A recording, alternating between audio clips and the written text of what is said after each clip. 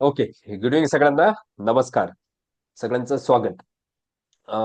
Thank you. संडेच्या दिवशी तुम्ही वेबिनारला जॉईन झालेत. संडेच्या दिवशी सगळे आपापल्या शेड्यूलमध्ये असतात, बिझी असतात आणि वेबिनार संध्याकाळचा आहे. मोस्टली जे वेबिनार असतात आमचे ते सकाळच्या आवर्समध्ये असतात, सकाळी असतात. सो व्हिडिओची गरज नाही. व्हिडिओ बंद करा. ओके. हां. सो त्यामुळे कमी मेंबर आहेत आज. No problem. काही हरकत नाही. आपण कंटिन्यू करू. तुम्ही तुमचा वेळ शेड्यूल इथे दिलेला आहे. सो तो वेळ जो आहे तो नक्की चांगल्या कामासाठी उपयोगी येईल. नवीन कोण आहे जे फर्स्ट टाइम आहे तिथे? आपण टोटल 8 मेंबर आहोत. आणखी काही मेंबर्स होतील जॉईन. जे फर्स्ट टाइम आहेत असं आहे का कोणी? जे फर्स्ट टाइम इंटरॅक्ट होत आहेत? Yes, first time. ओके. आणखी कोणी आहे? First time. Okay. Okay. So आजचा जो आपला वेबिनार आहे तो क्रिप्टोकरन्सी बद्दल आहे. ठीक आहे. क्रिप्टोकरन्सी बद्दल. क्रिप्टोकरन्सी काय आहे, कशासाठी बनलं आहे, त्याच्यात कसं काम करत असतात, त्याच्यातून कशा पद्धतीने पैसे कमावत असतात, आधी त्याच्यातून कशा पद्धतीने लोकांनी पैसे कमावलेले आहेत, किती कमावलेले आहेत, आपण कसे कमावू शकतो, हे सगळं तुम्हाला मी डिटेलमध्ये एक्सप्लेन करणार आहोत आजच्या वेबिनारमध्ये. खूप महत्वाचं आहे, खूप इम्पॉर्टंट आहे. इवन एक लाईफ चेंजिंग सेशन होऊन जाईल. पुढचा जो अर्धा पाऊण तास जो असणार आहे ना, खूप महत्वाचा असणार आहे. So stick to webinar. खूप नवीन गोष्टी तुम्हाला शिकायला मिळतील. जो कोण आहे जे फर्स्ट टाइम ज्यांना क्रिप्टोकरन्सी बद्दल बिलकुल काही माहिती नाही, एकदम झिरो नॉलेज आहे, काहीच माहिती नाही, माझ्याशी बोलू शकता आणि किंवा चॅट बॉक्स मध्ये पण मला सांगू शकता. असं आहे का कोणी ज्यांना बिलकुल काही माहिती नाही? स्टॉक मार्केट किंवा क्रिप्टो बद्दल झिरो. ओके. मी माहिती नाही. माझ्याशी बोलावं लागेल तुम्हाला. मला थोडी सर्दी आहे, थोडा आवाज बसलेला आहे. असं आहे आणखी कोण आहे ज्यांना बिलकुल काही माहिती नाही? काहीच माहिती नाही क्रिप्टोकरन्सी बद्दल.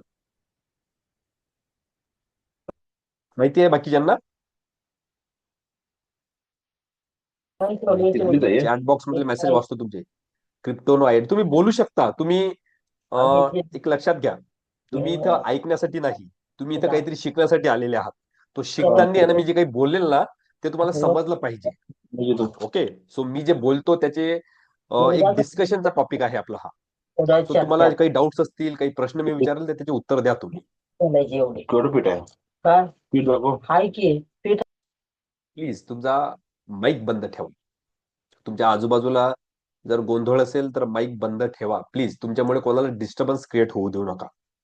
हा सेशन अटेंड करताना जर तुम्ही टीव्ही बघत असाल तर सेशन बंद करा, वेबिनार बंद करा, टीव्ही बघा, मूव्ही बघा, ते इम्पॉर्टंट असेल तर. ठीक आहे. टीव्ही कोणी ड्रायव्हिंग वगैरे करत असेल तर प्लीज कोणी ड्रायव्हिंग करू नका, गाडी चालवताना हे करू नका. काही दुसरं महत्वाचं काम असेल तर ते करून घ्या, हे करू नका. हे करताना फक्त हेच करा. माझी रिक्वेस्ट आहे तुम्हाला. दुसरं कुठलंही काम करू नका.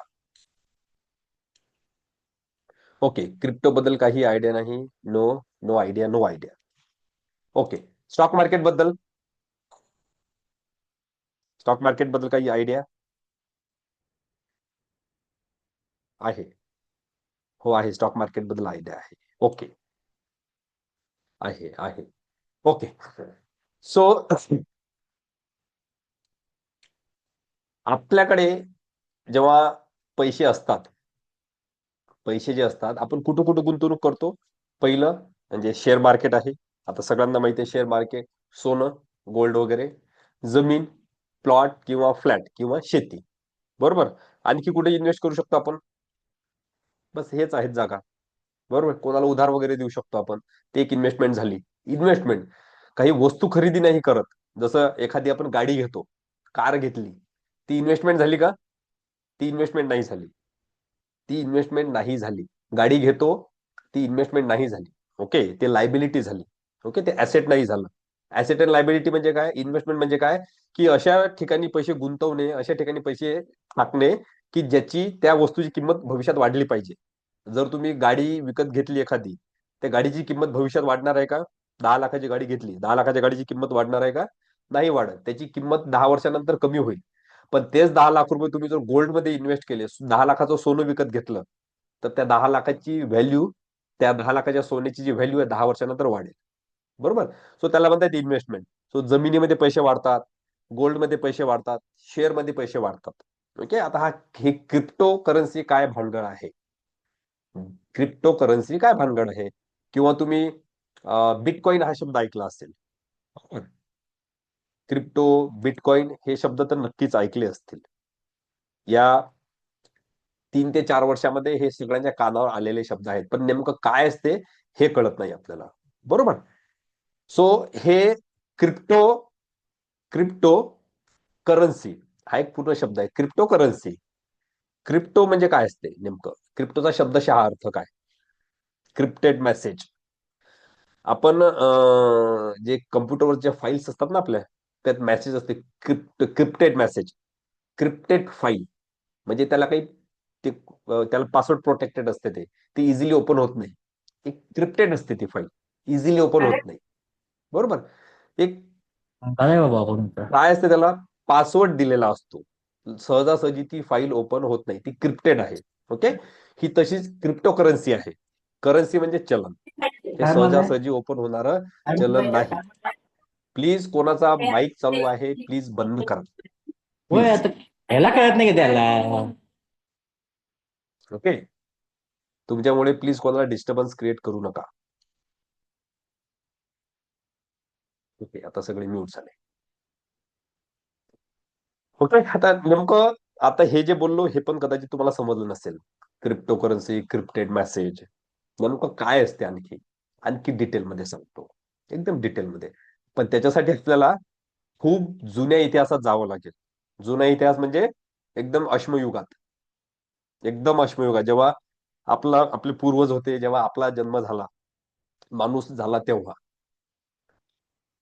आपल्या कोणाला माहितीये का, आधी आता पैसे चालतात, नोटा चालतात.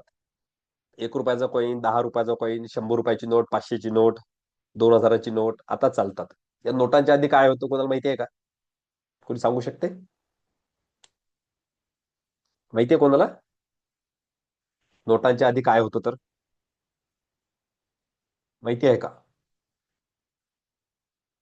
सांगू शकतो कोणी? नोटांच्या आधी काय होतं? नाही माहिती? ओके. या नोटांच्या आधी काय होतं, आणि त्याच्या आधी काय होतं, त्याच्या आधी काय होतं, त्याच्या आधी काय होतं? हा एक पैशांचा इतिहास आहे.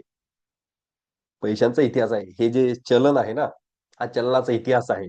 आणि क्रिप्टो करन्सी जे आहे ना, ते आजच्या काळातलं एक प्रकारचं चलन आहे. आता आपण जे व्यवहार करतो ना, ते पैशांनी करतो. आता जे व्यवहार करतो ना, ते आपण पैशांनी करतो. म्हणजे नोटा देतो, कॉइन्स देतो, ते पैशांनी व्यवहार करतो. आणि त्याला मॉनिटर कोण करते आपल्या पैशांना? आपलं सरकार. आपलं सरकार म्हणजे त्या त्या देशाचं सरकार. भारताचं चलन रुपया आहे, अमेरिकेचं चलन डॉलर आहे, कोण्या देशाचं युरो आहे, येन आहे. नंतर ते कतार बितारमध्ये तिथले वेगवेगळे चलन आहेत. प्रत्येक देशाचं वेगवेगळं चलन आहे, प्रत्येक देशाचं, आपापल्या देशाचं, आणि ते त्या सरकारनं ठरवलेलं आहे. बरोबर. आता हे क्रिप्टो करन्सी हे पण एक प्रकारचं चलन आहे. हे आलं कसं? क्रिप्टो करन्सी, हे क्रिप्टो करन्सी आजचं नाही, हे फार पूर्वीच्या जमान्यापासूनचं चलन आहे. आणि याची खूप वर्षांपासून डिमांड होती की क्रिप्टो करन्सी आली पाहिजे, क्रिप्टो करन्सी आली पाहिजे, की ज्याच्यावर पूर्ण अधिकार जो आहे तो लोकांचा असला पाहिजे, आपल्यासारख्या सर्वसामान्य लोकांचा. आपल्या पैशांवर आपला अधिकार. आपल्या पैशांवर आपला अधिकार म्हणजे काय? की आता जे पैसे तुमच्याकडे आहेत, तुमच्या अकाउंटमध्ये जे काही पैसे असतील, 1 लाख, 2 लाख, 1,000, 2,000, 3,000, 4,000, व्हॉट एव्हर, त्या पैशांवरती सर्व कंट्रोल तुमचं आहे का? आपलं स्वतःचं आहे का? कोणाला वाटते आहे म्हणून? येस, नो सांगा. बोलावं लागेल तुम्हाला माझ्याशी. चॅट बॉक्समध्ये सांगा मला. कोणाला वाटते कंट्रोल आहे? येस टाईप करा, नसेल तर नो. ज्यांना वाटते कंट्रोल आहे त्यांनी येस टाईप करा, ज्यांना वाटते कंट्रोल नाही त्यांनी नो टाईप करा. आपल्या पैशांवर आपलं कंट्रोल नाही. आपल्या पैशांवरती नाही कंट्रोल. कधीही सरकार नोटबंदी करू शकते, ज्या बँकेत आपले पैसे आहेत ती बँक बंद पडू शकते, होऊ शकते. तुम्ही ऐकत असणार, बँक बुडाली, बरोबर, नोटबंदी झाली, आणि त्या पैशाची किंमत जी आहे ती पण आपल्या कंट्रोलमध्ये नाही. पैशांची किंमत कंट्रोलमध्ये नाही म्हणजे, सपोज आज, आता हा हा एक मोबाईल आहे, सपोज हा मोबाईल आहे. आज तुम्ही या मोबाईलला एका शॉपमध्ये बघितलं, दुकानात बघितलं, त्या मोबाईलची किंमत जी आहे त्या दुकानदाराने तुम्हाला सांगितली 10,000 रुपये. 10,000 रुपये सांगितली त्या मोबाईलची किंमत. तुमच्या अकाउंटमध्ये तुमचे 10,000 रुपये आहेत. उद्या जर तुम्ही तोच मोबाईल घ्यायला गेले, तो दुकानदार त्या मोबाईलची किंमत वाढवू शकते, वाढवू शकते, की हो हा मोबाईल मी 10 नाही आता 15,000 रुपयाला विकतो, बरोबर. तुमच्या पैशांची जी व्हॅल्यू आहे ती वाढली नाही. मोबाईलची किंमत वाढली, पण पैशाची जी किंमत आहे ना ती वाढली नाही. म्हणजे आपल्या पैशांवर जे आहे ना ते आपलं कंट्रोल नाही आहे. महागाईवर आपलं कंट्रोल नाही आहे. ते सगळं सरकारच्या हातात आहे, सगळं सरकारच्या हातात आहे. पैसा आपला आहे, पण कंट्रोलिंग पॉवर कोणाच्या हातात आहे? सरकारच्या हातात आहे. तर टॅक्सच्या सिस्टम मध्ये असो, की नोटबंदीच्या सिस्टम मध्ये असो, की महागाई असो, कुठलाही असो, आपल्या पैशांवर आपलं कंट्रोल नाही आहे. इव्हन आपण बँकेत जरी पैसे ठेवले, एफडी बिफडी जरी केली, तर किती साऱ्या बँका बुडालेल्या आहेत, कितीतरी बँका. मग हे क्रिप्टो करन्सी काय भानगड आहे? अगेन प्रश्न तोच. आणि हे तुम्हाला आता आतापासून साधारण आपण अर्धा पाऊण तास सोबत आहो ना, तोपर्यंत मी तुम्हाला हे सांगतच राहील क्रिप्टो करन्सी म्हणजे काय. हे एका वाक्यात सांगण्यासारखं उत्तर नाही आहे की नेमकं क्रिप्टो करन्सी म्हणजे काय आहे. तर कारण की याचे खूप सारे उत्तर आहेत. क्रिप्टो करन्सी म्हणजे नेमकं काय आहे याचे खूप सारे उत्तर आहेत. खूप साऱ्या उदाहरणातून ते तुम्हाला समजणार आहे. जेव्हा तुम्हाला समजेल की नेमकं क्रिप्टो करन्सी याला म्हणतात, तेव्हा तुमच्या माइंडमध्ये एक लाईट लागेल की हो, खरंच क्रिप्टो करन्सी कामाचा आहे, बरोबर. सो तोपर्यंत मी तुम्हाला असे वेगवेगळे उदाहरणं देतो क्रिप्टो करन्सी म्हणजे काय आहे तर, बरोबर. सो हो, आहे, हो आहे, ओके, नो प्रॉब्लेम. सो जेव्हा 2008 2008 मध्ये जगावर आर्थिक संकट आलं होतं, माहितीये तुम्हाला? कोणाला माहितीये? माहितीये का? मी जुन्या काळात पण घेऊन गेलो तुम्हाला, जुन्या काळातलं उदाहरण पण देतो, 2008चं पण एक उदाहरण देतो. कोणाला माहितीये? मंदी आली होती पूर्ण जगावर. स्टॉक मार्केट जे आहे, आपल्या देशाचं स्टॉक मार्केट 62% खाली आलं होतं, 62% खाली आलं होतं आपल्या देशाचं स्टॉक मार्केट. देशाचं स्टॉक मार्केट 62%. अमेरिकेमध्ये पूर्ण हे झाली होती, बेरोजगारी आली होती. आपल्या देशात खूप सारी बेरोजगारी आली. कोणाला माहिती आहे? माहिती आहे का? 2008चा जे मंदी आली होती ती. Yes, no, please. नाही येस, माहिती? माहित आहे पण मला जळ नव्हती पोचलेली त्यावेळेस, माहित नव्हती. ओके, झळ आपल्या देशात फार कमी पोहोचली होती तेव्हा, आपल्या देशामध्ये. पण ऐकले ना, पण त्या काळात, म्हणजे त्या हो, काळात म्हणजे 2008ला 2008 मध्ये. हा. खूप मोठा क्रायसिस आला होता. हो माहिती आहे? हो हो हो. कोणाला माहिती आहे आणखी? ओके, नंबर वाढलेत. म्हणजे ऐकून ओके, आहे. ऐकून आहात. अमेरिकेमध्ये अमेरिकेमध्ये एक बँक होती, Lehman Brothers. Yes yes. Lehman Brothers नावाची बँक होती. ती बँक जी आहे ना, त्याचं दिवाळं निघलं होतं, बँक बुडाली होती. ती बँक बुडाली होती, आणि त्या बँकेने काय केलं होतं, तुम्हाला स्टोरी सांगतो थोडक्यात. त्या बँकेनं लोकांना खूप सारं कर्ज वाटलं, खूप सारं कर्ज, ज्याची ज्याची जी लायकी होती, इलिजिबिलिटी ज्याला आपण म्हणतो, लोनची, ज्याची 20 लाख होती, त्याला बँकेने 30 लाख लोन दिलं. म्हणजे त्याचं ईएमआय वाढला, आणि ईएमआयचं टेनर जे आहे ते पण वाढलं. आता ज्या माणसाला वाटलं की बाबा मला 20 लाख रुपये लोन मिळू शकते माझ्या सॅलरीवरती, आणि जर मला बँक 30 लाख समोरून द्यायला तयार आहे, तर का नाही घेणार तो? मग मग त्याने 30 लाख रुपये लोन घेतलं. म्हणजे असं उदाहरण देतो मी तुम्हाला, ज्याची 50ची होती त्याला 1 कोटी दिलं, ज्याचं 40 होतं त्याला 80 दिलं. बँकेनं असा सगळा पैसा वाटला कोणाला? लोन मध्ये. आणि बँकेनं जे लोन वाटलं, ते बँकेनं लोन स्वतःच्या खिशातून वाटलं का? म्हणजे बँकेचे जे एम्प्लॉई होते त्यांच्या पगारातून लोन वाटलं असेल का त्यांनी? बँकेत पैसा कोणाचा असतो? कोणाचा असतो सांगा? पब्लिकच आहे. पब्लिकचा. आपल्यासारख्या सर्वसामान्य लोकांचा. बँकेचा बिझनेसच आहे. आपला पैसा घ्यायचा, लोकांचा पैसा असतो आपल्यासारख्या सर्वसामान्य लोकांचा, तो वाटायचा लोन म्हणून. आपण एफडी केली बँकेत, आपल्याला 7% इंटरेस्ट मिळतो, आणि आपण जर लोन घेतलं बँकेतून तर 10% आपल्याला इंटरेस्ट द्यावे लागते. बरोबर, म्हणजे आपण जेव्हा ठेवतो तेव्हा आपल्याला कमी व्याज, पण बँकेतून आपण जेव्हा घेतो तेव्हा आपल्याला जास्त व्याज द्यावं लागते. बरोबर. सो बँकेचा हा बिझनेस आहे, मधली मार्जिन बँक खाते. ओके, पैसे बुडले तर ते आपले बुडले, बँकेचं काहीही जात नाही. मग बँकेनं असेच लोकांना खूप सारे पैसे वाटले, खूप सारं कर्ज वाटलं, आणि त्याच्यात काय झालं, ज्या लोकांनी लोन घेतलं ना त्या लोकांचे खर्च पण वाढले. म्हणजे ज्यांना मोठं घर घेतलं त्याच्या घराचा खर्च पण वाढला. बरोबर. पण त्याच्यात काय, बरेचसे लोक ते लोन रिपे करू शकत नाही, केलं नाही, त्या लोकांनी दिवाळं निघलं. खूप लोकांनी त्यांचं घर विक्रीसाठी काढलं, खूप लोकांनी. त्या लोकांनी म्हटलं आम्ही लोन रिपे करत नाही, तुम्हाला आमचं घर घ्यायचं आहे, काय घ्यायचं ते घ्या, आमच्याकडे आता पैसे नाहीत. असं हे कमीत कमी 2 ते 2.5 वर्ष चाललं. आणि फायनली 2008ला एवढा मोठा कोलॅप्स झाला, ते बँकेवरती एवढं मोठं दिवाळ निघलं की म्हणजे सरकारला घोषित करावं लागलं ती बँक बँकरप्ट झाली म्हणून. आणि तेव्हा स्टॉक मार्केट असो, अमेरिकेचं मार्केट असो, इंडियन स्टॉक मार्केट असो, की जगातलं कोणतेही स्टॉक मार्केट, सगळे स्टॉक मार्केट जवळजवळ 50-50% खाली आले. सगळं स्टॉक मार्केट. आपल्या देशातही खूप मोठं नुकसान झालं. अमेरिके एवढं नुकसान नाही झालं आपल्या देशात. आपल्या देशाचे finance minister, sorry, prime minister तेव्हा मनमोहन सिंग होते, त्यांनी व्यवस्थित मॅनेज केल्या त्या गोष्टी. सो ते काय झालं, त्याच्यामध्ये खूप साऱ्या लोकांचे पैसे बुडाले, जीव गेले, लोकांचे नोकऱ्या गेल्या, जॉब गेले. कोविड पेक्षाही ते डेंजर होतं, कोरोनापेक्षा पण. आता हे काय मी सांगतोय, हे कशासाठी सांगतोय, कारण की 2008लाच क्रिप्टोकरन्सीचा जन्म झाला, जो आपल्या समोर आहे तो. त्याच्या आधीपासून आहे क्रिप्टोकरन्सी. ओके. पण जे ऍक्च्युअल मध्ये जे चालू झालं क्रिप्टोकरन्सीचं जे वादळ, ते 2008-9 पासून चालू झालं. 2008-9 पासून. कसं चालू झालं?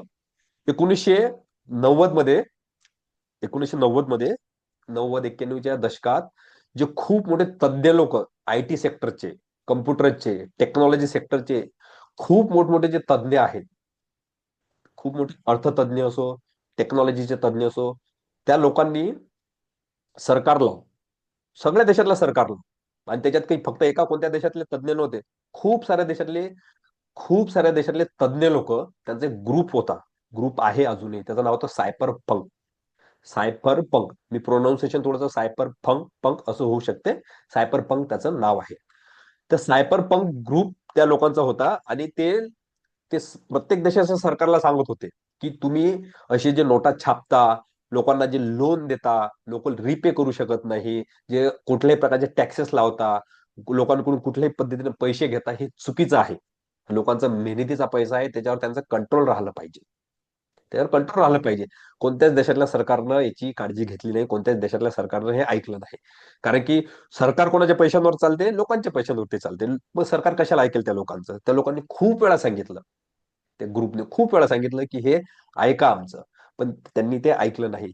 जो लेमन ब्रदर्स जी बँक होती, त्या बँकेचं जे हे बँक हे जे दिवाळं जे निघलं, त्याच्याविषयी त्यांनी तेव्हा आधी प्रिडिक्ट केलं होतं की तुम्ही असे लोकांना कुठल्याही पद्धतीनं कर्ज वाटत बसू नका.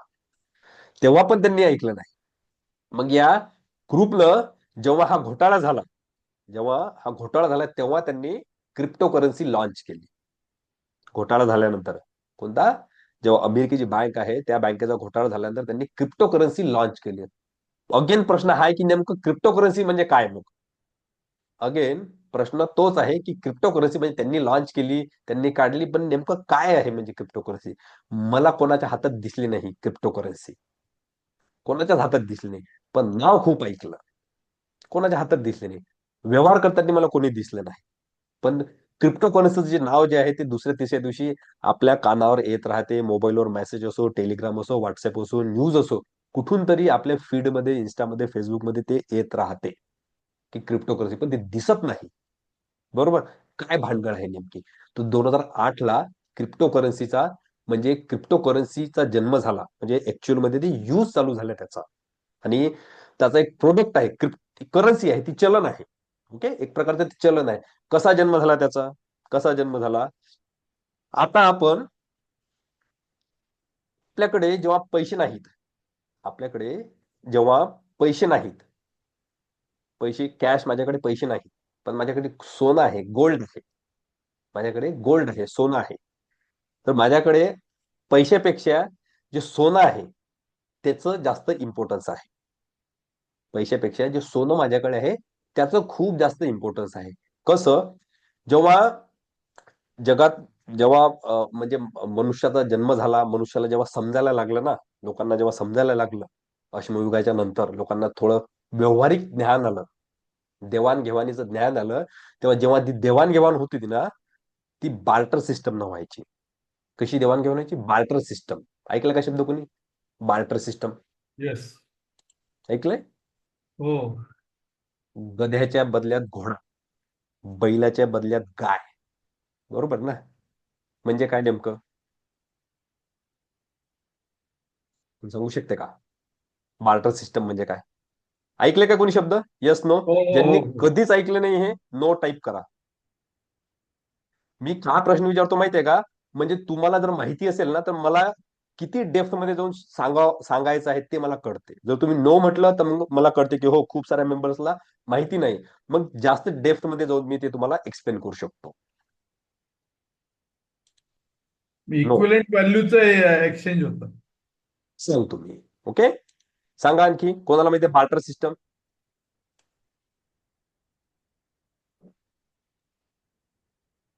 फक्त ऐकू नका, तुम्ही इथे शिकायसाठी आले आहे. इक्विलेंट कोणाला व्हॅल्यू माहिती आणखी? मटेरियल एक्सचेंज होतं. नाही, नो नो नो. येस, बाकी सांगा. टाईप करा. नाही माहिती. Okay, no idea, no idea, no idea. No problem. Barter system जेव्हा माणूस व्यवहारिक झाला ना, जेव्हा समजायला लागलं ना, तेव्हा जो व्यवहार व्हायचा ना, तेव्हा पैसे तर नव्हते, मग व्यवहार कसा व्हायचा? सपोज माझ्या शेतात मी गहू पेरले आणि माझा दुसरा एक मित्र आहे, त्याच्या शेतात त्यानं ज्वारी पेरली. माझ्याकडे गहू, त्याच्याकडे ज्वारी. बरोबर? आता मला पाहिजे ज्वारी. बरोबर, मला ज्वारी पाहिजे. मग मी ज्वारी त्याच्याकडे मागायला गेलो. त्याला म्हटलं मला 5 किलो ज्वारी दे. तर ज्वारीच्या बदल्यात मला त्याला गहू द्यावे लागले, जे तेव्हाचं चलन होतं. बरोबर? किंवा दुसरं एक उदाहरण देतो. माझ्याकडे गाढव आहे, माझ्या मित्राकडे घोडा आहे. आता मला घोड्यासोबत काहीतरी काम आहे. मला घोडा पाहिजे कसल्या तरी कामासाठी. मग आता मी त्याच्याकडे गेलो, त्याला म्हटलं मला तू घोडा दे. मला तू घोडा दे.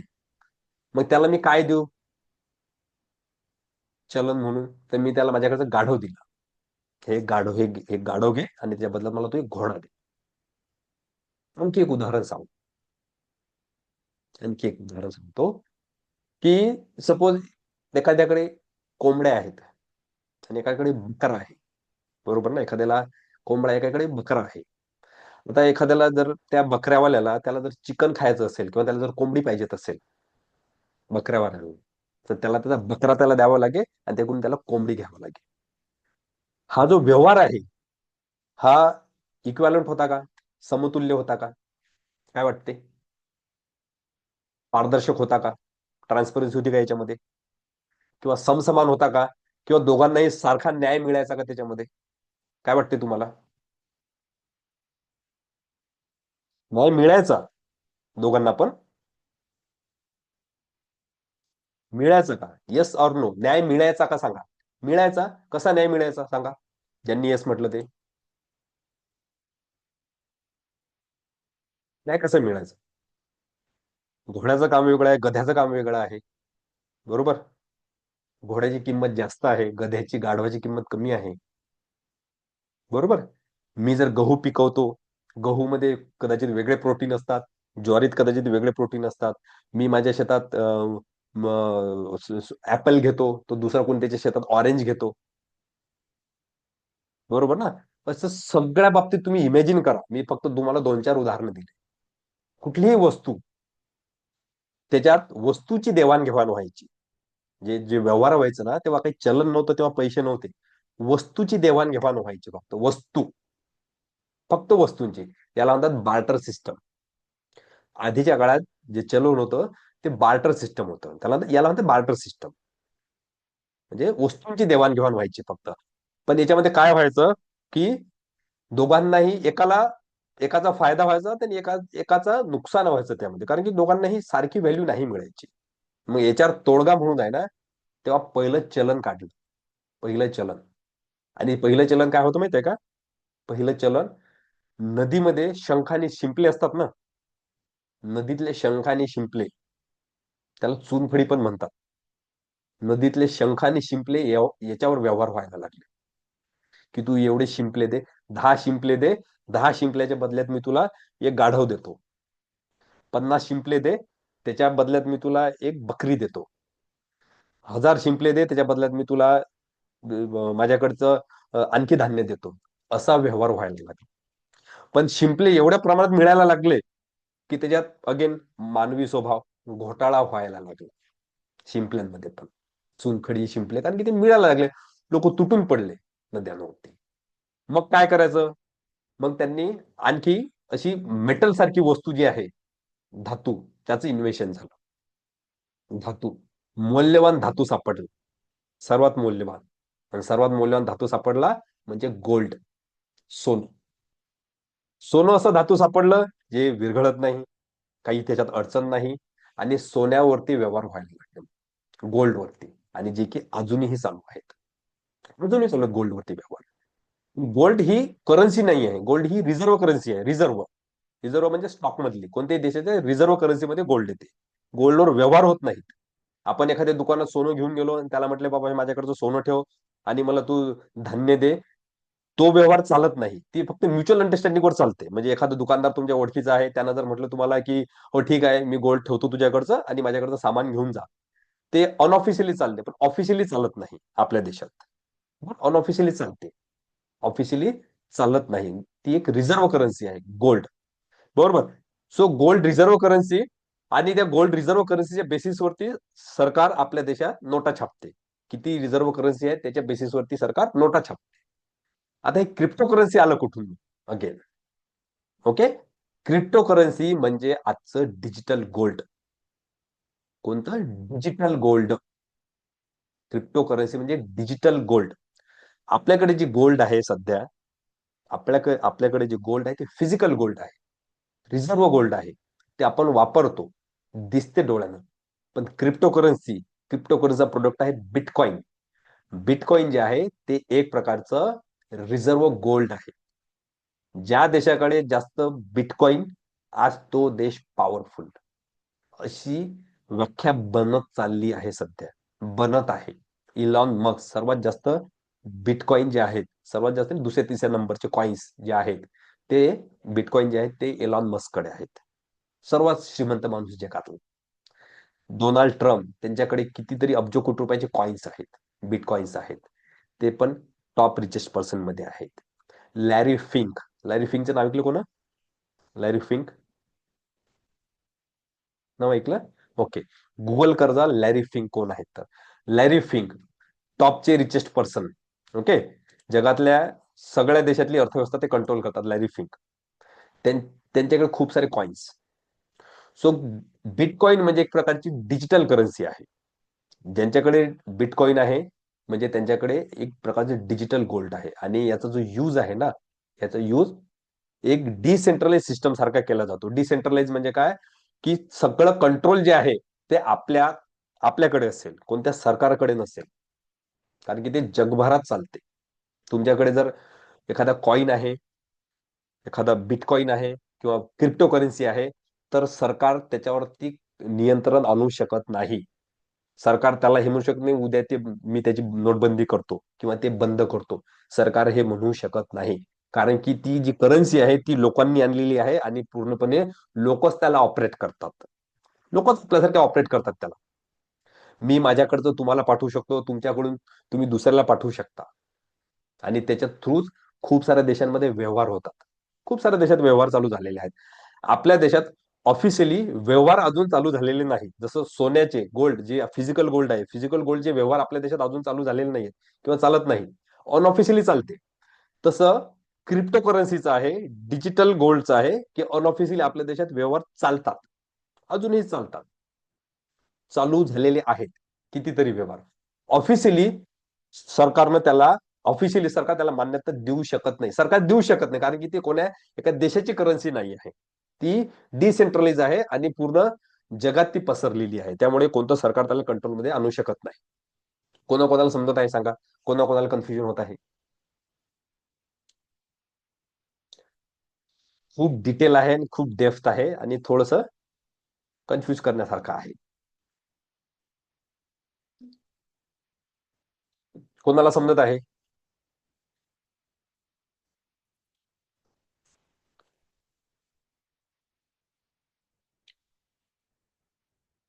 नाही समजत आहे? समजलं सर, समजलं, काय प्रॉब्लेम नाही. पुढे पुढे. समजत आहे. बर, कोणाला नाही समजत आहे? सगळे चूप आहेत. एक रेग्युलर उदाहरण, नेहमीचं उदाहरण समजत आहे बरोबर. आपण गाडी आणायला जेव्हा जातो, गाडी जेव्हा घेतो आपण, किंवा मोबाईल आणायला जेव्हा जातो, मोबाईलच्या शॉपमध्ये, गाडी आणायला जेव्हा गाडीच्या शोरूम मध्ये जातो, तेव्हा आपल्याला कोणतं नॉलेज पाहिजे? गाडी बनवण्याचं नॉलेज पाहिजे की गाडी चालवण्याचं नॉलेज पाहिजे? मोबाईल आणायला जेव्हा जातो, मोबाईल बनवण्याचं नॉलेज पाहिजे की मोबाईल ऑपरेट करायचं नॉलेज पाहिजे आपल्याला? सांगा. मोबाईल बनवून मोबाईल ऑपरेट करण्याचं ज्ञान पाहिजे, दोन्ही पण पाहिजे तो. मोबाईल बनवण्याचं नॉलेज पाहिजे होय. आणि गाडीचं गाडीचं पण ऑपरेट करण्याचं पाहिजेतच ना. ऑपरेट करायचं गाडीचं नॉलेज पाहिजे. मोबाईल बनवण्याचं नॉलेज घेऊन मोबाईल बनवणार? तुम्हाला मोबाईल बनवायचा असेल तर नक्की नॉलेज घ्या बरोबर. गाडी बनवायची असेल तर गाडी बनवायचं नॉलेज घ्या बरोबर. आपल्याला गाडी चालवणं शिकायचं आहे, गाडी बनवायची नाही. आपल्याला त्यातले बेसिक गोष्टी जेव्हा माहिती असतात की हो ही चांगल्या ब्रँडची गाडी आहे, याचा ऍव्हरेज असा आहे, मार्केटमध्ये याचे हे कॉम्पिटिटर आहेत आणि त्याच्यापेक्षा ही चांगली परफॉर्म करते आणि माझ्या बजेटमध्ये आहे, बरोबर ना. सो त्या लेवलचं नॉलेज आलं, आपण गाडी बाय करू शकतो. क्रिप्टो करन्सी थोडक्यात तसंच आहे की क्रिप्टो करन्सी हा एक महासागर आहे. महासागर आहे, जेवढं त्याच्या आतमध्ये जाणार शिकण्यासाठी तेवढं ते कमी पडत जाईल. जेवढं आतमध्ये जाईल तेवढं. ती क्रिप्टो करन्सी वापरायची कशी, यूज कसा करायचा क्रिप्टो करन्सीचा, त्याच्यातून माझा फायदा कसा होईल, मला त्याचा काय काय बेनिफिट्स आहेत, मी त्याच्यात कशा प्रकारे गुंतवणूक करू शकतो, हे आपल्याला आलं पाहिजे. रदर दॅन की ते बनते कशी, बरोबर, त्याला कोणी बनवलं, बनते कशी, कोणी बनवली, किंवा ती मला बनवायची आहे का, एवढ्या साऱ्या गोष्टीमध्ये आपल्याला नाही जायचं इनिशियली. आपण कोण आहोत? सर्वसामान्य गुंतवणूकदार आहोत, रिटेलर आहोत, रिटेल इन्व्हेस्टर. आपल्याला कोणतं नॉलेज पाहिजे? ते लिगल आहे का, आपल्या देशात चालते का, फ्रॉड नाही ना, माझे पैसे मी जर गुंतवणूक केली तर फसतील नाहीत ना, या लेवलचं नॉलेज आपल्याला आलं, इनफ आहे. या लेवलचं नॉलेज आपल्यासाठी इनफ आहे. कारण की आपल्या देशात घोटाळा म्हणजे खूप कॉमन झालेला आहे. रोज 10 पैकी 8-10 न्यूज शेअर मार्केट घोटाळा याच्याच असतात, ह्याच न्यूज असतात. आता शेअर मार्केट घोटाळा होतो काय नेमका? शेअर मार्केटचा घोटाळा नसतो, लोक भलत्याला पैसे देतात आणि तो पैसे घेऊन पळून जातो. तो शेअर मार्केटच्या नावानं पैसे घेतो, द्या माझ्याकडे पैसे, मी तुमचे पैसे वाढवतो, आणि तो पैसे घेऊन पळून जातो आणि नाव होतं मग घोटाळाचं शेअर मार्केटचा घोटाळा. आता शेअर मार्केटचा घोटाळा म्हणजे काय, एखादी कंपनी बुडाली तेव्हा म्हणू शकतो शेअर मार्केटचा घोटाळा, पण लोक त्याला पैसे देतात तर त्याच्यात तो पळून जातो, त्याच्या शेअर मार्केटचा काही दोष नाही. क्रिप्टो करन्सीची तसंच आहे की क्रिप्टो करन्सीमध्ये तुम्हाला कुठं कशा क्रिप्टोमध्ये इन्व्हेस्ट करायचं आहे याचं ज्ञान तुम्हाला आलं, याचं ज्ञान तुम्हाला आलं म्हणजे तुम्ही कुठं फसणार नाही. क्रिप्टो करन्सीमध्ये कोणत्या प्लॅटफॉर्मच्या थ्रू आपण इन्व्हेस्ट करायला पाहिजे? प्लॅटफॉर्मच्या थ्रू इन्व्हेस्ट करायला पाहिजे म्हणजे काय, की शेअर मार्केटमध्ये जसे आपले ब्रोकर्स असतात, एक्सचेंज असते, तसे क्रिप्टो करन्सीमध्ये कोण असते, कोणते ब्रोकर्स असतात का, कोणतं एक्सचेंज असते का, योग्य कोणतं आहे, फायद्याचं कोणतं आहे, ते योग्य निवडणे आणि त्याच्या थ्रू गुंतवणूक करणं, हे शिकायचं आहे. इन्व्हेस्टमेंट कशी सेफ राहिली पाहिजे, किती गुंतवणूक करायला पाहिजे, हे शिकणं म्हणजे एक प्रकारची सेफ इन्व्हेस्टमेंट आहे, बरोबर. सो क्रिप्टोमध्ये, क्रिप्टो करन्सीची जी जी एक तुम्हाला सांगतो रिटर्न जे आहेत, कोणी सांगू शकतं का क्रिप्टो करन्सीची रिटर्न माहितीये कोणाला? माहितीये का क्रिप्टोचे रिटर्न्स, बिटकॉइनचे रिटर्न्स माहितीये कोणाला? मागील 5 वर्षातले सांगू शकतो कोणी क्रिप्टोकरन्सीने किती रिटर्न दिले तर? थांबा एक मिनिट. मी थोडस इंटरनेटवर तयार केलं होता डेटा.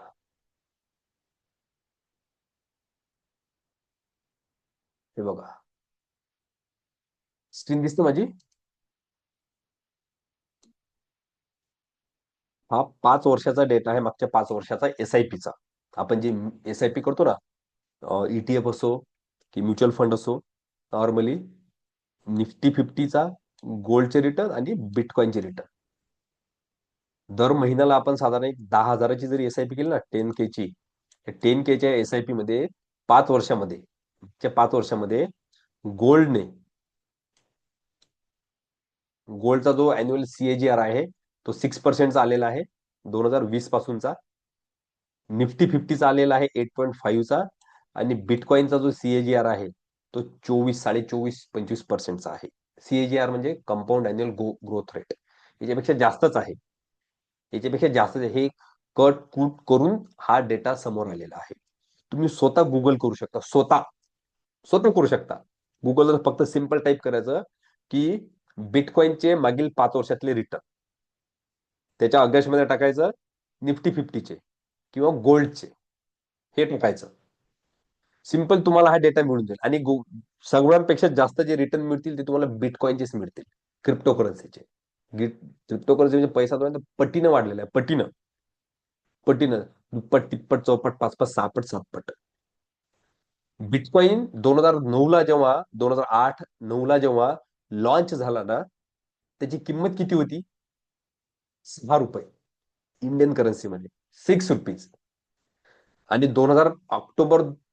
सप्टेंबर-ऑक्टोबर 2025 पर्यंत बिटकॉइनची प्राइस किती गेली होती माहितीये कोणाला?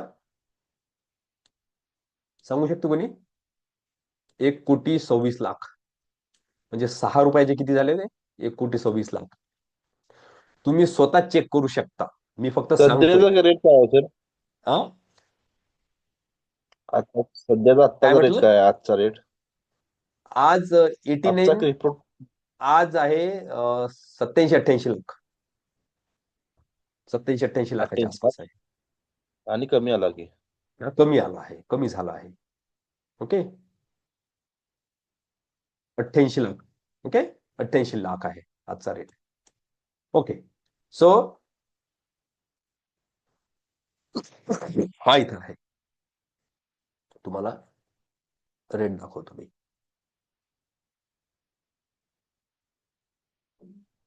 डॉलर मध्ये आहे. ओके, इथे BTC दिसते माझी स्क्रीन. $88,799.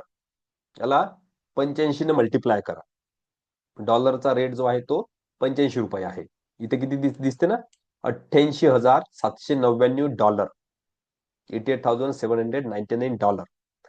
हा आजचा रेट आहे. आता मार्केट चालू आहे. क्रिप्टोचं जे मार्केट आहे ते 24 तास चालू असते, 24 तास. कारण की ते लोकांसाठी बनलेलं आहे आणि लोकांना त्यांच्या लिबर्टी प्रमाणे काम करता यावं म्हणून ते 24 तास चालू असते. संडे, मंडे, दिवाळी, दसरा कधीच सुट्टी नसते क्रिप्टो मार्केटला.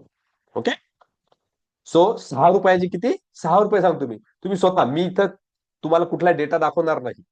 जर तुम्हाला हे शिकायचं असेल तर तुम्हाला हे सगळं हे रिसर्च करता आलं पाहिजे, अनालिसिस करता आलं पाहिजे. माझ्या सांगण्यावरती किंवा आणखी जर तुम्हाला कोणी सांगत असेल त्याच्यावरती ट्रस्ट करू नका, विश्वास ठेवू नका.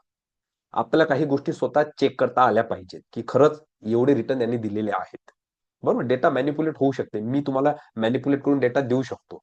पण तुम्ही स्वतः जर चेक केलं 4 प्लॅटफॉर्मवरती वेगवेगळ्या, चॅट GPT आहे, गुगल आहे, डीपसीक आहे, युट्यूब तर लाखो व्हिडिओ पडलेले आहेत युट्यूबवरती, सांगतील तुम्हाला की क्रिप्टोकरन्सीने किती रिटर्न दिलेले आहे. इमॅजिन करा, 6 रुपयाचे. आणि 2008 म्हणजे असं काही नाही की आपण खूप एकदम पाळण्यात होतो म्हणून समजत होतं आपल्याला. म्हणजे जे बहुत, आता मला नाही वाटत की क्लासमध्ये कोणी लेस दॅन 30 असेल म्हणून, सगळे 30च्या वरच असतील. कारण की या त्या लेवलची मॅच्युरिटीवालेच लोक अशा फील्डमध्ये येतात. ओके, सो तेव्हा ती प्राइस होती कारण की डिमांड तशी त्याची होती आणि आजही त्याची डिमांड तशीच आहे. आता प्राइस फ्लक्च्युएट होत राहते, व्होलॅटिलिटी असते, प्राइस कमी जास्त त्याची होत राहते. जसं गोल्ड आहे, सोनं आहे, सोन्याची प्राइस कशी कमी जास्त खालीवर होत राहते, तसं याची पण प्राइस आहे. ओके, क्रिप्टोकरन्सीची समजत आहे का सांगा. बरोबर आहे. हो हो समजतं. आता प्रश्न आहे की आपण याच्यात कशा पद्धतीने काम करू शकतो. सर्वसामान्य जे इन्व्हेस्टर आहेत, गुंतवणूकदार आपल्यासारखे जे लोक आहेत, त्यांनी याच्यात कशा प्रकारे एंटर करायचं असते. याच्यात आपल्याला ऑपॉर्च्युनिटी आहे. पहिलं म्हणजे आपण याच्यात नॉर्मल एक SIP करू शकतो. SIP म्हणजे systematic investment plan. SIP systematic investment plan आपण याच्यात करू शकतो. जसं आपण निफ्टी 50 मध्ये करतो, ETF मध्ये करतो, म्युच्युअल फंड मध्ये करतो. SIP खूप सिम्पल आहे. SIP याच्यामध्ये नंतर याच्यामध्ये आपण शेअर सारखं ट्रेडिंग करू शकतो, इंट्राडे ट्रेडिंग करू शकतो, ऑप्शन ट्रेडिंग करू शकतो, ऑप्शन बाईंग करू शकतो, ऑप्शन सेलिंग करू शकतो. ऑप्शन सेलिंग याच्यातलं सर्वात सोपं आहे. ओके. आणि इंडियन स्टॉक मार्केटमध्ये जसे नवीन नवीन कंपन्या येतात, IPO येतो, तसे याच्यामध्ये नवीन नवीन कॉइन्स येत राहतात. त्याला म्हणतात IEO, इनिशियल एक्सचेंज ऑफर, किंवा ICO, इनिशियल कॉइन ऑफर. म्हणजे जेव्हा नवीन कॉइन्स येतात त्याच्यामध्ये आपण इन्व्हेस्ट करू शकतो. अशा खूप प्रकारच्या ऑपॉर्च्युनिटीज याच्यामध्ये आहेत इन्व्हेस्ट करायला. याच्यात आपण कोणत्या पद्धतीने जायला पाहिजे. जे नवीन असतात त्यांना सिम्पली तुमचं जे एक तुम्ही म्युच्युअल फंड मध्ये पैसे टाकता, FD मध्ये आहे, RD मध्ये पैसे आहेत, गोल्ड मध्ये आपण पैसे टाकतो थोडे. त्याच्यासाठी हे बेस्ट ऑप्शन आहे तुम्हाला ज्यांना SIP करायचं आहे. महिन्याची 1,000-2,000 रुपयाची SIP करायची आणि एक 5-7 वर्षाच्या ड्युरेशन मध्ये याला बघायचं. म्हणजे 5-7 वर्षाच्या हॉरिझॉन याला बघायचं. खूप हँडसम रिटर्न याच्यातून मिळतात किंवा मिळू शकतील तुम्हाला. खूप चांगले रिटर्न.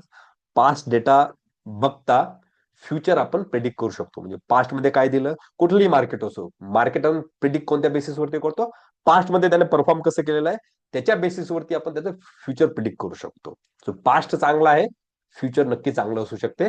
ही कोणत्याही मार्केटसाठी सिंपल डेफिनेशन आहे. कोणत्याही मार्केटसाठी सिंपल अँड कॉमन. ओके. आता इथं जे प्लॅटफॉर्म असतात, आता इथं तुम्ही घोटाळे ऐकले असतील क्रिप्टोकरन्सीचे. कोणी ऐकलंय का घोटाळा झालाय म्हणून क्रिप्टोकरन्सीमध्ये? पैसे बुडाले असं कोणी ऐकलंय का क्रिप्टोकरन्सीमध्ये?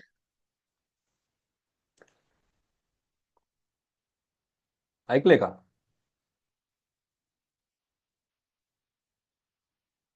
बरं, घोटाळे नाही ऐकले. सरकार किती % टॅक्स घेते माहितीये कोणाला?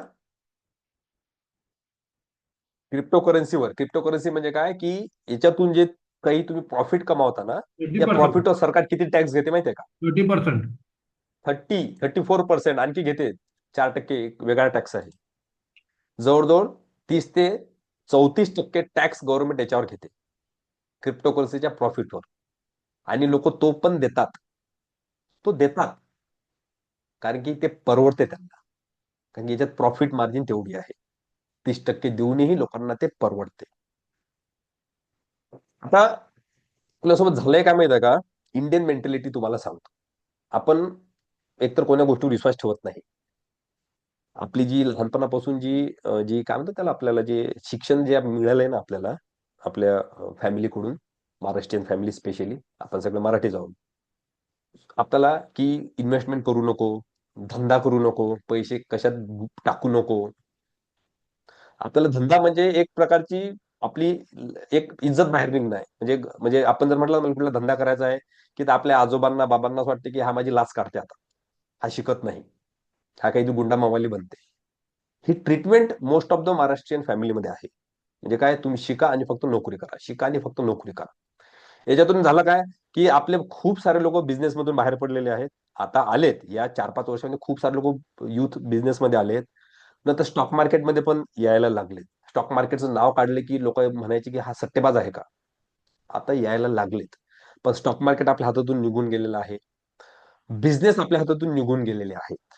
आपले कमांड कोणत्या बिझनेसवर नाही आहे. कमांड नाही आहे. बिझनेसवर हात टाकतोय पण कमांड नाही आहे. आपण रुलिंग ऑथॉरिटी नाही आहोत. आपण पॉवर आपल्या हातात नाहीये, स्टॉक मार्केटची असो की बिझनेसची असो. क्रिप्टोकरन्सी जी आहे ना, ही खूप मोठी ऑपॉर्च्युनिटी आलेली आहे. क्रिप्टोकरन्सी खूप मोठी ऑपॉर्च्युनिटी आहे. तुम्ही याच्यात इन्व्हेस्ट करा नका करू, पण मी हे जे शब्द सांगतोय ना, हे 5 वर्षांना नक्की आठवा की क्रिप्टोकरन्सी कुठं कुठं घेऊन जाऊ शकते. आपली जनरेशन लकी आहे की आपल्या जनरेशनच्या वेळेला क्रिप्टोकरन्सी आलेली आहे. आपली जनरेशन लकी आहे की क्रिप्टोकरन्सी आलेली आहे. स्टॉक मार्केटला येऊन 150 वर्ष झालेत. शेअर मार्केटला 150 वर्ष झालेले आहेत. 150 वर्षात मार्केट कुठल्या कुठं निघून गेलं. आणि आपण लहानपणापासून मागच्या 20-25 वर्षापासून ऐकत आहोत की नाही बाबा शेअर मार्केटमध्ये जाऊ नको, तो घोटाळा आहे, पैसे डुबतात बुडतात त्याच्यात पैसे, आपल्याला काही मिळत नाही त्याच्यामधून. हे ऐकता ऐकता आपण लहानचे मोठे झालो, पण कोणी घेऊन पळालेलं नाही. पण लोक मोठे झाले हे मात्र बघितलं आपण शेअर मार्केटमध्ये. सरकार मोठं झालं, लोक मोठे झाले. पळून कोण गेलं घेऊन गेला पैसा? ज्याच्या हातात आपण मूर्खासारखे पैसे दिले ते लोक पळून गेले. ज्यांना अभ्यास केला व्यवस्थित, नॉलेज घेतलं, शिक्षण घेतलं, त्याचं नुकसान झालं नाही. त्याचं कोणत्याच फील्डमध्ये नुकसान होत नाही अभ्यास नॉलेज केला तर. तुम्ही घोटाळे, तुम्हाला मी सांगतो, तुम्ही जमिनीचे घोटाळे ऐकलेत? ऐकलेत घोटाळे, जमिनीचे घोटाळे झालेत, सरकार करते स्वतः, बरोबर. जमिनीचे फ्लॅटचे घोटाळे ऐकले, बिल्डरचे घोटाळे ऐकलेत, गोल्डचे घोटाळे, ते सोन्याचे, ज्वेलरने फसवलं, सोनारानं फसवलं, हे घोटाळे आहेत. नोकरीचे घोटाळे आहेत. मग याचा अर्थ लोकांनी घर घेणं सोडलं का? फ्लॅट घेणं सोडलं का? शेती जमीन घेणं सोडलं का? प्लॉट घेणं सोडले का? सोनं गोल्ड घेणं सोडलं का? लोकांनी नाही सोडलं. घेतात लोक, त्याच्यातही घोटाळे होतात. पण लोक काय करतात ते घेताना? अभ्यास व्यवस्थित करतात, चेक करतात की हो मला जमीन घ्यायची आहे, त्या जमीनचे पेपर मला चेक करू दे. सोनं घ्यायचं आहे तर चांगल्या सोनाराकडून घ्यायचं आहे मला. प्लॉट घ्यायचा आहे, फ्लॅट घ्यायचा आहे, चांगला बिल्डर बघतो, एखादा चांगला वकील बघतो, ज्याला याच्यातलं नॉलेज आहे, त्याच्या थ्रू ह्या सगळ्या गोष्टी मी करतो. शेअर मार्केटचे तसंच आहे. चांगला मेंटर असो, चांगला कोच असो, चांगली इन्स्टिट्यूट असो, त्यांच्या थ्रू मी शेअर मार्केटमध्ये इन्व्हेस्टमेंट करतो. रेंडमली जर आपण कुठेही गेलो डोळे बंद करून, तर आपलं नुकसान होणं अटळ आहे. क्रिप्टोचंही तसंच आहे. अगेन सांगतो की आपली जनरेशन खूप लकी आहे. क्रिप्टो आपल्यासाठी आपल्यासाठी आणि आपल्या येणाऱ्या जनरेशनसाठी खूप साऱ्या संधी निर्माण करणार आहे. खूप साऱ्या संधी, कारण की याचे जे रिटर्न्स आहेत ना, त्याला अजून या मागच्या 10 वर्षात कोणत्याच बिझनेसनं चॅलेंज केलेलं नाही क्रिप्टोच्या रिटर्नला. एवढे रिटर्न 6 रुपयाचे जर 1 कोटी रुपयापेक्षा जास्त झालेले आहेत, तर इमॅजिन करा कोणता धंदा देईल तुम्हाला 6 रुपयाचा. कोणता धंदा देऊ शकते? आणि अजूनही फ्युचर खूप मोठा आहे. आता तर क्रिप्टोची प्राइस कमी झालेली आहे, खाली आलेली आहे. ते डिजिटल गोल्ड आहे, प्राइस वाढणारच आहे त्याची. रिझर्व्ह करन्सी होणार आहे ते. रिझर्व्ह करन्सी, ज्यांच्याकडे जास्त कॉईन्स, तो देश मोठा, बरोबर. आता एक आणखी, की आपल्या देशामध्ये म्हणजे याच्यात फसवणूक न व्हावी म्हणून काय करायला पाहिजे, किंवा आपण कोणती काळजी घ्यायला पाहिजे याच्यासाठी. तर याच्यासाठी सरकारनं काय केलं आहे, याच्यात घोटाळे झाले, तुम्हाला मी सांगतो घोटाळे झाले कसे, की याच्यामध्ये जे एक्सचेंज असतात ना, एक्सचेंज देवाणघेवाण करणारे, आपण कुठल्याही गोष्टी खरेदी करतो, ते कुठेतरी मीडिएटर असतो, एक्सचेंज असते आपल्यामध्ये. शेअर मार्केटचं पण एक्सचेंज आहे, ब्रोकर आहे, इथे पण एक्सचेंज आहे. तर एक्सचेंजने घोटाळे केले. एक्सचेंजनी घोटाळे केले, आणि ते घोटाळे कसे केले तुम्हाला सांगतो. ते एक्सचेंज जे आहेत ते आपल्या देशात व्हर्च्युअली काम करत होते, कारण की याचे ऑफिसेस जगभरात कुठेही आहेत. व्हर्च्युअली याच्यावर काम चालते. आणि जे एक्सचेंज आपल्या देशात रजिस्टर्ड झाले, त्यांनी सरकारची मान्यता घेतली नाही. सरकारची मान्यता घेतली नाही म्हणजे काय? शेअर मार्केटसाठी जसं सेबी आहे, तसं याच्यासाठी FIU आहे, फायनान्शियल इंटेलिजन्स युनिट. तुम्हाला मी दाखवतो ते FIU. FIU काय असते तर,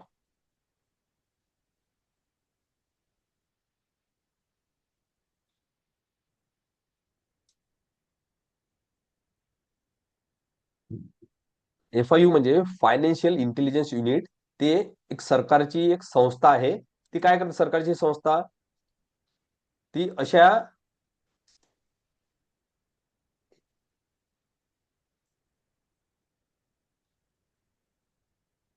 हे एक्सचेंज आहे, याचं नाव आहे डेल्टा एक्सचेंज. हे FIU रजिस्टर्ड आहे, फायनान्शियल इंटेलिजन्स युनिट याला म्हणतात.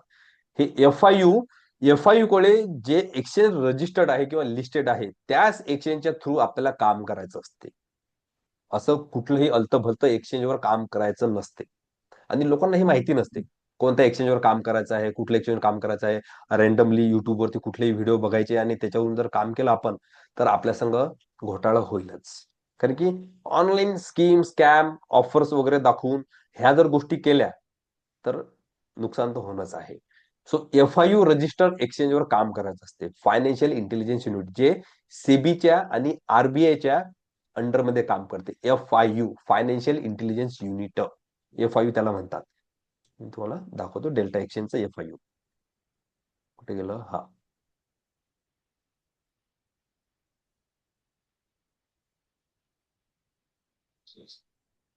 इथं त्यांचं रजिस्ट्रेशनचे डिटेल्स असतात.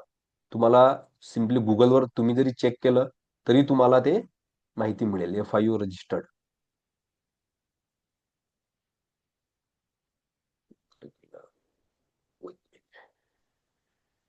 हे इथे त्यांनी इथे दिलेलं आहे FIU रजिस्टर्ड आहे म्हणून.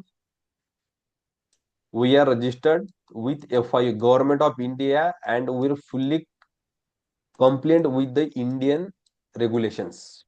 ओके, ही माहिती तुम्हाला RBIच्या वेबसाईटवर पण मिळून जाईल. ओके, सेबी कडे पण मिळून जाईल किंवा गुगलवर सिम्पली टाईप जरी केलं ना की FIU रजिस्टर्ड एक्सचेंज कोणते आहेत तरी तुम्हाला ती माहिती मिळून जाईल. मी सांगतो म्हणून तुम्ही ते त्याच्यावरती विश्वास ठेवू नका. स्वतः पण थोडं रिसर्च करा या फील्डमध्ये यायच्या आधी. ओके, तुमचे काय प्रश्न असतील विचारा मला, सगळ्या प्रश्नांची उत्तर देतो. जे बोललो त्या टॉपिकवरचे.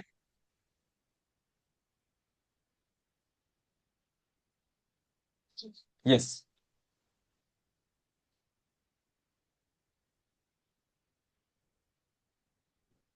येस, बोला, बोलू शकता माझ्याशी without any hesitation.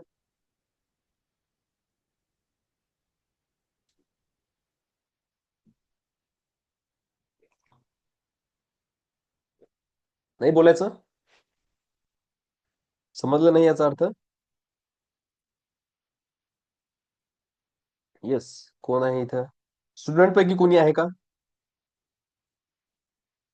Okay, no problem, नको प्रश्न विचारू. कोणाला हे कंटिन्यू करायचं, कोणाला शिकायचं आहे हे सांगा. कोणाला आवडलं, कोणाला ठीक वाटलं, कोणाला ओके वाटलं, जे 1 तासभरापासून मी जे बोलतोय ते?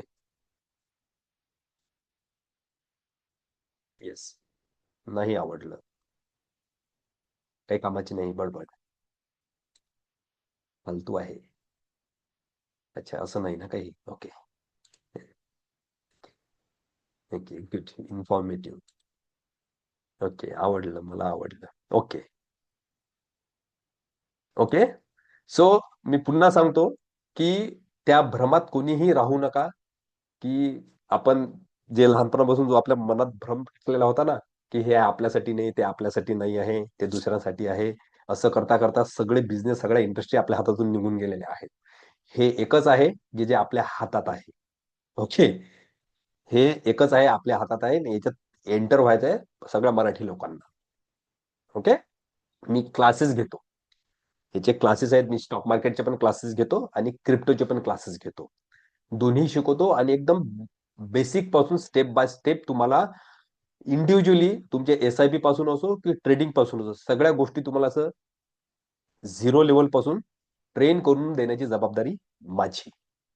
स्टुडंट असतील, कोणी स्टुडंट आहे का? क्रिप्टोचं स्टुडंट आहे का कोणी आता सध्या? बघू द्या मला. आरती मॅडम, आनंद भाऊ आहेत ना? आनंद सर आहेत. अधिक कोण आहे? क्रिप्टो वरचे स्टुडंट आहे का कोणी जे करत आहेत सध्या? बोलू शकता, तुमचा फीडबॅक सांगू शकता इथं तुम्ही.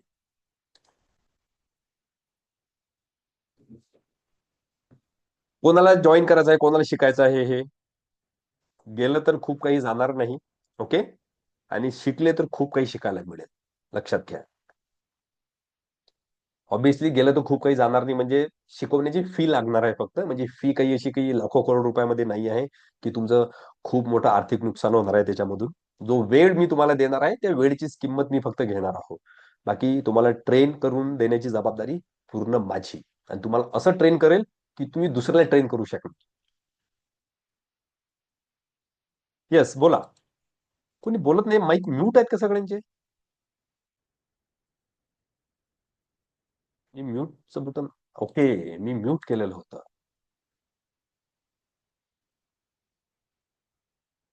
बोला आरती मॅडम, का बरं नाही होत हे अनम्यूट?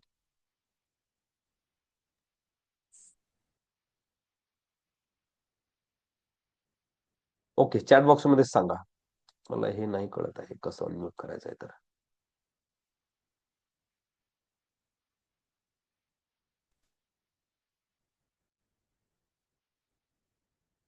कोणी ट्राय करताय का बोलायला? म्हणजे मला कळेल की माझ्याकडून काहीतरी चुकत आहे अनम्यूट करण्यासारखं. मी अनम्यूट नाही करू शकत आहे. अनम्यूट आहे आता. ओके, अनम्यूट आहे. Okay, good. चालेल, ठीक आहे. काही बोलायचं आहे? लास्टचे 3 मिनिट काही बोलायचं असेल बोला. सेशन आपण संपू. क्लासेस आहे, नवीन बॅच चालू होणार आहे. लाईव्ह क्लासेस असतात. आता मार्केट चालू आहे, 24 तास मार्केट चालू असते. क्लासेस 1 महिन्यासाठी क्लासेस आहेत. राईट फ्रॉम बेसिक तुम्हाला क्रिप्टोकरन्सी जे काही इंट्रोडक्शन मी दिलेलं आहे, अगदी त्याच्यापेक्षा आणखी मायक्रो लेवलवर क्रिप्टोकरन्सी काय असते आणि क्रिप्टोकरन्सी चालते कशावर. क्रिप्टोकरन्सीचा जो बेस आहे, host is not allowing to unmute. Okay, असं होत आहे का? ठीक आहे, आता अलाउ केलं. आता करा. हा, सो एकदम मायक्रो लेवल पासून तुम्हाला सगळ्या गोष्टी शिकायला मिळतील. तुम्ही स्वतः इन्व्हेस्टमेंट करायला लागणार, ट्रेडिंग करायला लागणार आणि एक लॉंग टर्म पोर्टफोलिओ जो आहे तो तुमचा त्याच्यामधून तुम्ही क्रिएट करणं, सगळं तुम्ही स्वतः करायला लागणार. ओके, सो 1 महिन्याचा कोर्स आहे. नवीन बॅच जी आहे ती लवकर चालू होणार आहे. या जवळ 20 डिसेंबर पासून, साधारणपणे 16 पासून चालू होणार होती. थोड्या सुट्या झाल्यामध्ये माझ्या घरी मेडिकल इमर्जन्सी आली होती. सो करंट बॅच जे क्लासेस आहेत ना, ते थोडे पुढे जातील. बॅच अजूनही चालूच आहे. यांचे क्लास संपल्यानंतर नवीन बॅच चालू होणार आहे. सो दर महिन्याला बॅचेस असतात, एव्हरी मंथ. आणि लाईव्ह असते, म्हणजे इथं सगळं स्वतः करून दाखवतो, सगळं ट्रेडिंग करून दाखवतो. त्याच्यानंतर ते तुम्हाला करायचं असते. मी सगळं प्रॅक्टिकली करून दाखवतो, सगळंच्या सगळं. त्याच्यानंतर तुम्हाला करायचं असते. सो तुमचं SIP असो की ट्रेडिंग असो, ऑप्शन बाईंग असो की ऑप्शन सेलिंग असो, सगळं एकाच कोर्समध्ये कव्हर होते तुम्हाला समजेपर्यंत. आणि बॅच लिमिटेड स्टुडंटची असते. म्हणजे बॅच मध्ये असं नाही की खूप सारे लोक एका बॅच मध्ये, मॅक्झिमम 10 जण असतात. 10 जण, 10 जणांना सर्वांना 1 to 1 शिकवतो. सो तुम्ही ट्रेन होणार याची जबाबदारी माझी. आणि तुम्ही तुमच्या घरच्यांना पण ट्रेन करू शकणार. अशी पद्धतीने तुम्ही ट्रेन होणार. येस, आता सगळं अनम्यूट झाले, बोला. नाही झाले का अजून?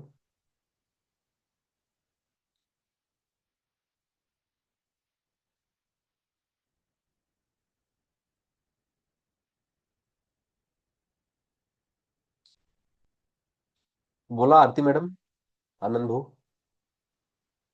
आनंद सर.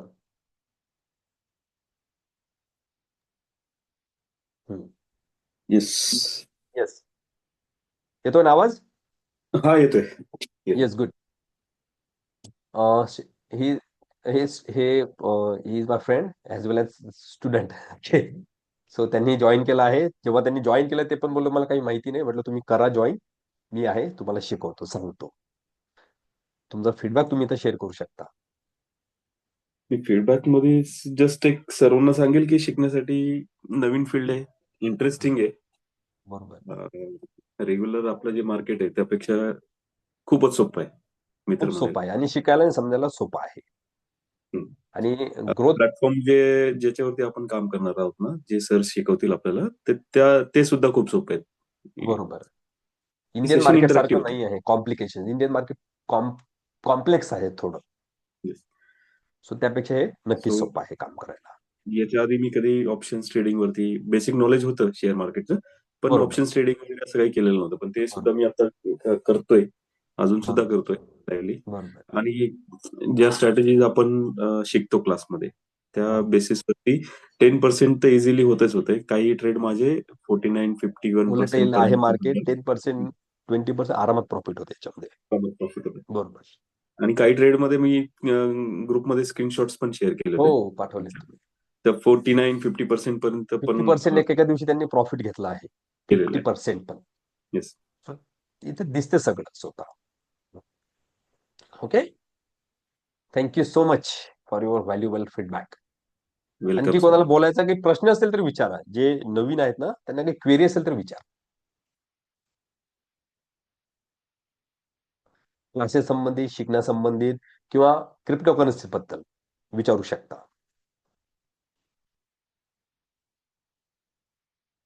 ओके, कसा वाटलं सेमिनार, वेबिनार? सेमिनार नाही, वेबिनार. मस्त, छान वाटलं. थँक्यू. चालेल. आता शिकवण्याची फी किती कशी काय ते? येस. आता फीज वर येऊ आपण. फीज खूप जास्त आहे, 15,000. एवढी नाही, आधी होती, मी कमी केली आहे फी. फक्त 6,500 रुपये फी असणार आहे, 6,500, जी वन टाइम पे करायची आहे. आणि त्याच्यात तुम्हाला सगळ्या गोष्टी बेसिक पासून कव्हर केल्या जातील. बरोबर. सो 6,500 आय डोंट थिंक की हे खूप जास्त अमाऊंट आहे. माझा पर्पज सगळ्यांना म्हणजे शिकवण्याचा आहे. ट्रेन झालं. मी फक्त जो वेळ देणार हो ना, त्या वेळेची किंमत आहे. म्हणजे 1 महिना तुम्ही शिकणार आहात 6,500 रुपयात. म्हणजे पर डे तुमचे किती झाले त्याच्यामध्ये? साधारण 150-200 रुपये. आणि ऑनलाईन आहे. क्रिप्टोकरन्सी सारखा कॉन्सेप्ट जर तुम्हाला एवढ्या कमी फी मध्ये शिकायला मिळत आहे, सो वेल अँड गुड. कुणीच एवढी फी मध्ये करत नाही. इव्हन मी जेव्हा फी पब्लिकली हे केली ना, तर मला खूप जणांनी म्हटलं, हे असं कसं काय परवडते तुम्हाला? किंवा हे तुम्ही कसं काय देता? सो माझा काही खूप मोठा काही इन्फ्रास्ट्रक्चर नाही आहे. ओके. मी माझ्या घरातूनच म्हणजे ऑफिसमधूनच सगळं शिकवतो. तुम्हाला कुठं जाण्या येण्याची गरज नाही. सो माझे खर्च कमी आहेत. त्यामुळे जे मी घेतो तो पण कमीच खर्च घेतो. सो परवडण्यासारखं आहे. सो 6,500 रुपीज फीज आहे कोर्सची 1 महिन्यासाठी. आणि त्याच्यात तुम्हाला एस-आय-पी कशी करणार, एस-आय-पी चालू करून देणार तुमची, स्वतः करायला लागणार. नंतर ऑप्शन त्याच्यामध्ये बाईंग, ऑप्शन सेलिंग याच्यामध्ये शिकवणार. आणि नवीन कॉईन्स जे येतात ते कसे घ्यायचे ते आपण सगळं शिकणार आहोत याच्यामध्ये. खूप साऱ्या गोष्टी आहेत. मी सिलेबस पण शेअर करतो. माझा नंबर असेल, तुम्हाला कधी आमच्या टीम मेंबर कडून कॉल आलेला असेल, ते तुम्हाला सिलेबस शेअर करतील. किंवा माझा नंबर आहे, माझ्याकडे मला तुम्ही कॉल मेसेज करा, मी पण तुम्हाला सिलेबस शेअर करतो. ओके. चालेल. सो नवीन बॅच जी आहे ती साधारण 20 डिसेंबर पासून चालू होणार आहे. येस. आणखी काही सर? बोललो ना, गेलं तर खूप काही जाणार नाही, मिळेल तर खूप जास्त मिळेल नॉलेज. ओके. म्हणजे आपण संभ्रमाबद्ध तर राहू नाही ना, की अरे हे काय आहे नेमकं क्रिप्टोकरन्सी क्रिप्टोकरन्सी. हे तर माइंड मधून निघून जाईल सगळं. ओके. चालेल. Thank you so much. तुमचा एक व्हॅल्युएबल तुम्ही वेळ दिला इथं. थँक्यू. संडे सारखा दिवस आहे, एन्जॉय करण्यासारखा, तो इथे दिलेला आहे. नक्की तुम्हाला या वेळेत चांगली माहिती मिळाली असेल अशी आशा आहे. लवकर भेटू आपण पुन्हा वेबिनारमध्ये. Thank you so much. Good night. Take care.